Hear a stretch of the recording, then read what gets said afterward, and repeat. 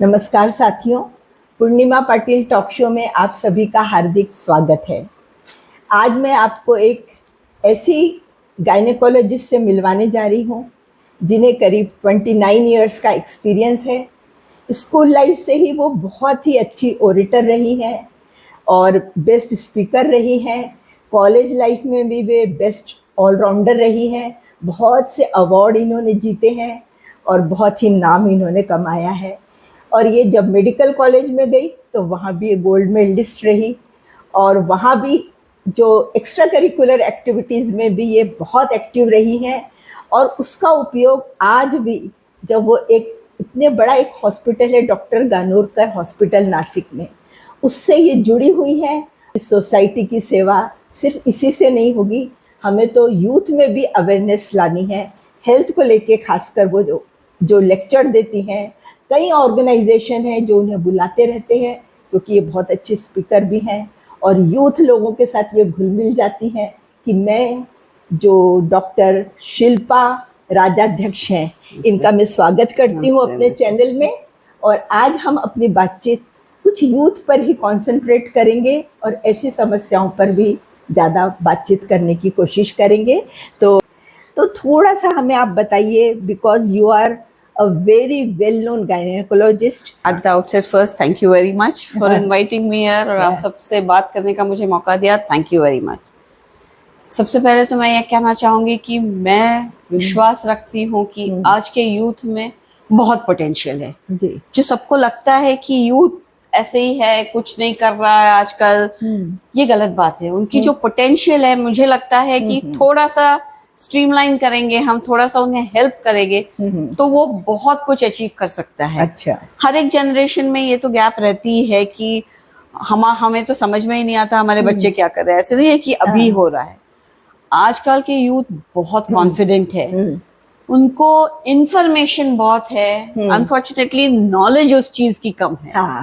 बातें पता तो सब, और वही इंफॉर्मेशन को कैसे किस तरह कैसे राइट इसमें डालने में प्रॉब्लम आती है।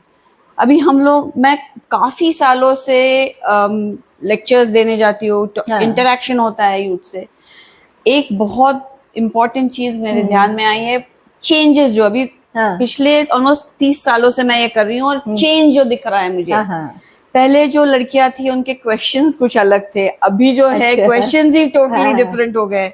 अभी अवेयरनेस बहुत बढ़ गया है और उनके जो क्वेश्चंस है वो काफी इंटेलिजेंट क्वेश्चन आते। पहले तो बेसिक पे ही हम मानते थे कि हमारा डेवलपमेंट कैसे होता है, ये क्यों हो रहा है, मुझ में क्यों हो रहा है, फिर क्या फिजिकल चेंजेस क्या है। और धीरे धीरे चेंजेस ऐसे हो गए कि वो इमोशनली, वो फिजिकल चेंजेस के बारे में तो सब कुछ जानते हैं पर वो उतना इमोशनली स्ट्रांग नहीं है अभी सारे चेंज। उन्हें लगता है कि मुझे सब पता है, मुझे मालूम है, और जब एक्चुअल सिचुएशन आती है तो इमोशनली वो रेडी नहीं होते, प्रैक्टिकली और इमोशनली बिल्कुल भी रेडी नहीं होते। और अनफॉर्चुनेटली ऐसे होता है कि दे step into certain things without imagining the consequences. तो हम लोग एज डॉक्टर्स तो बस एक ही बताते हैं सभी बच्चों को, या हमारे पास जो लड़कियां आती है कि आप बेशक you are capable of doing what you want, but remember that you are responsible for the consequences. Yes yes yes. तो कुछ भी करना चाहे तो आप बेशक करिए, पर उसके नतीजा क्या होने वाला है उसके बारे में सोचना। और नतीजा सिर्फ आपको अफेक्ट नहीं करेगा, आपके साथ आपके फैमिली को अफेक्ट करेगा, आपकी सोसाइटी को अफेक्ट करेगा, पूरे इनडायरेक्टली सभी को अफेक्ट करेगा। दूसरी बात ये है कि आजकल हम लोगों ने देखा है कि लड़कियां ना बेसिकली मैरिजेस बहुत लेट हो रहे हैं। पिछले कुछ टाइम में एक सेट था, हमारे बुजुर्ग बोलते थे कि इस टाइम पे ये चीज होना जरूरी है। बिल्कुल। तो आजकल के बच्चों को ये समझना चाहिए कि वो जो बोलते थे जस्ट उनके टाइम पे जमाना अलग था, ऐसे नहीं है। पुराना जमाना था। वो पुराना वैसे नहीं है। बहुत ज्यादा इंटेलिजेंट थे हमारे बुजुर्ग, क्योंकि उन्हें ये मालूम था कि फिजिकल मेंटल कैपेबिलिटीज कैसी होती है। जिस एज में वो बोलते थे 20s में शादी करो, 25 तक के बेबीज हो जाने दो, और फिर धीरे धीरे आप सेटल हो जाओ जी। तो उसके कारण एक बहुत इम्पोर्टेंट मेडिकल रीजन है। अब मैं गायनेकोलॉजिस्ट जी, तो मैं बताना चाहूंगी कि आपके जो बॉडी में ओवरीज से एग्स जो तैयार होते हैं, हाँ, हाँ, हर लड़की में एट बर्थ डिसाइडेड रहता है कि कितने एग्स होने वाले हैं। ऐसे नहीं है कि बाद में हम बढ़ा देंगे, ये नहीं कर सकते, ये अपने हाथ में नहीं है, तो वो डिसाइडेड रहता है। और फिर मैक्सिमम एग्स और बेस्ट क्वालिटी जो एग्स रहते हैं वो बिटवीन 20 एंड 30 रहते हैं। Okay, between 20 and 30 and not after that. अच्छा। और सारा अपने पास जो लिटरेचर होता है, जो बच्चियां पढ़ते हैं, वो सब वेस्टर्न साइड से आता है। और वेस्टर्न वर्ल्ड में बोलते हैं कि 35-38 तक के ठीक है। बट ये इंडियन सिनारियो में रिकॉग्नाइज अभी हुआ है कि उनके बेस्ट क्वालिटी है। आजकल लड़कियां तो 30-35 तक के शादी करते हैं, उसके बाद सोचते हैं कि हमें कब। और ये अनफॉर्चुनेटली हो चुका है कि उन्हें ये पता चल गया है कि हाँ हम तो IVF के लिए चले जाएंगे, उसमें क्या प्रॉब्लम है। करेक्ट। पर भूल जाती है कि आपके एम्ब्रियो एग का जो क्वालिटी है जी, वो नहीं रहेगा जो 20s और 30s में था। अच्छा। तो इसीलिए आजकल आपको शायद और लगेगा मैं क्या बात कर रही हूँ, पर मैं आजकल मेरे सारे यंग लोगों को ये बताती हूँ कि आप यदि you are sure in your mind कि you are not going to get married and have children till 30-35, it is better that after 25 years of age you should preserve your eggs, जो क्वालिटी में तो freeze करके रख दो storage में। जी जी। अब advantages का ये है कि उस टाइम पे द एम्ब्रियो एग की क्वालिटी सबसे अच्छी होती है। ओके। और वो प्रिजर्व करने, मैं ये नहीं कह रही हूँ कि आपने होना ही चाहिए, आपको कभी तो भी चाइल्ड चाहिए, ये होगा बच्चे के लिए कर रहे हैं, ये सब ये नहीं है। अभी आपको लगता है कि you are not interested in getting married, you are not interested in having children, correct, you might change. yes. And if at the age of 37 you come to me and tell me, ma'am, now I'm ready to have a baby, I really would not be able to help you as much.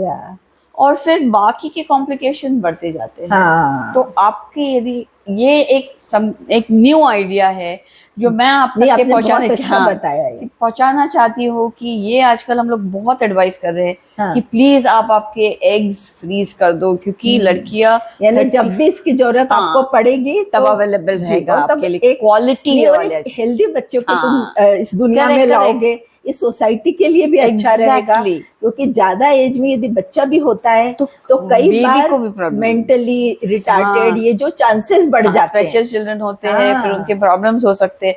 तो क्योंकि मैं तो ये कभी नहीं कहूंगी कि आप करियर को साइड में करो, नहीं, वो भी एक इम्पोर्टेंट है बिल्कुल, पर ये अनफॉर्चुनेटली ऐसी बात है कि आप इसको कैटेगराइज नहीं कर सकते कि 20 to 25 मैं शादी करूंगी, बच्चे करूंगी, उसके बाद ये करूंगी, ये नहीं होता है। और सबसे ज्यादा एडजस्टमेंट लेडीज को करनी पड़ती है। बिल्कुल। तो हम उतना ही, हमें कैपेबिलिटी है कि हम उतना ही और उतना उनसे कभी कभी ज्यादा भी अच्छे से काम कर सकते हैं। तो साथ साथ सब करना है। बिल्कुल बिल्कुल। ये एक इट्स लाइक हम जैसे बोलते हैं it's like an orchestra, you know, सब चीजें जब साथ में अच्छे से होगी तभी एक मेलोडी आएगी। वो एडजस्टमेंट सब करते हुए चलना है और एक मल्टीटास्किंग टाइप रहकर ही काम हो सकेगा। करेक्ट। और आपने बहुत अच्छी बात बताई है। सिर्फ एक जानना चाहेंगे, शायद हमारे व्यूअर्स भी जानना चाहेंगे क्योंकि सभी को मालूम नहीं रहता है। तो डॉक्टर, जैसे आपने कहा है कि यदि तुम अपनी लेटर एज में कुछ करना चाहते हो और अभी तुम फ्रीज करके रख सकते हो, तो ये किसको बताना पड़ेगा, कैसे करना पड़ेगा? तो इसके लिए बेसिकली IVF सेंटर्स जो रहते हैं, बड़े बड़े हॉस्पिटल IVF सेंटर्स ही रहते हैं, उनके पास जाने का, उनको बोलने का, कंसल्टेशन करने का कि ऐसे ऐसे मेरी एज है, मैं मेरे एग्स फ्रीज करना चाहती हूँ। तो 2-4 ऑप्शंस रहते हैं। कभी कभी नेचुरल साइकिल में से वो एग पिक करके फ्रीज करते हैं, कभी कभी मेडिसिन देके ज्यादा एग्स स्टिमुलेट करके, क्वालिटी वैसी रहती है क्योंकि एज कम है, और फिर वो फ्रीज कर सकते। क्योंकि और एक बात है कि सभी जो एग्स मिलते हैं वो अच्छे क्वालिटी के ही होंगे, वो गारंटी नहीं रहती। बिल्कुल। तो कभी कभी 2 बार 3 बार 4 बार भी करके रखना पड़ता है। बिल्कुल। ये 2-4 खराब भी निकल गए तो बाकी के काम में आएंगे। वो रखते हैं, हम उनके हर एक के चार्जेस अलग अलग रहते हैं जी। They will charge you but they will keep the best quality eggs for you when you need them. यानी उनको IVF सेंटर में जाके कांटेक्ट करना है और ये बात अपनी बतानी है कि तो हमें वो उनको गाइड करेंगे। वो गाइड करेंगे जी। और वो बताएंगे आप कितने साल के लिए रख सकते हो, कैसे जी। रहेंगे, क्या रहेगा। बिल्कुल और बिल्कुल। दूसरी एक बात याद हाँ। रखना है कि वो मिसयूज नहीं करेंगे। हाँ हाँ। वो भी डर रहता हाँ, है कि मेरे के लोगों को करेक्ट इतने रैकेट ये चल रहा है, वो चल रहा है। बिल्कुल, ये बहुत जरूरी हाँ, है। पर अल्टीमेटली एक क्वेश्चन होता है कि वो विश्वास की बात है। हाँ you will choose a good centre जिसका अच्छे ये है, हाँ, सबसे सब वो तो उनको ही करना पड़ेगा, पूरा देखना पड़ेगा, रेकी जैसे हम बोलते हैं यस कि yes which is the yes. Best, which is the हाँ मोस्ट हाँ, एथिकल, थोड़ा इन्वेस्टिगेशन हाँ, करके कि कौन सा अच्छा एथिकल है सेंटर और है। कौन सा यस एथिकल है, यस। और फिर फ्रीज करा दो। अच्छा। That is very very important. और हाँ। वो यदि आपने डिसाइड किया 45-50 तक कि नहीं मुझे कुछ नहीं चाहिए, तो आप उनको सिर्फ इन्फॉर्म कर देना है कि I know longer need my, please destroy them. Okay. फिर वो डिस्ट्रॉय करेंगे। यानी आगे के समय पे ऐसा हुआ कि हमको उसकी यूज नहीं है, या मेरे 2 बार यूज कर लिया, मेरे 2 बेबीज हो गए, बाकी के एग्स की जरूरत तो नहीं है, आप डिस्ट्रॉय कर दो। वेरी गुड, बहुत अच्छी बात है आपने। और ये सब लीगली है, बिल्कुल, इसमें कोई भी लूप होल्स नहीं है, ये सारा कुछ लीगल रहता है। Okay so you can legally, there is a legal document, और हाँ। जब आप साइन करते हो कि मुझे नहीं यूज करना है, तो आपको स्पेसिफिकली चॉइस रहता है। अच्छा। कि आप उसे डिस्ट्रॉय करना चाहते हो, आप उनको डोनेट करना चाहते हो किसी और कपल के लिए, ओके, वो सब अवेलेबल रहता है, तो आप डिसाइड कर ये सकते हैं। बहुत इम्पोर्टेंट बात थी जो आज हम सभी को जानने की जरूरत है एक्चुअल में, क्योंकि अभी ये सोसाइटी में ये ट्रेंड बढ़ रहा है, लेट मैरिज। तो ये आपने बहुत अच्छी बात बताई। Thank you.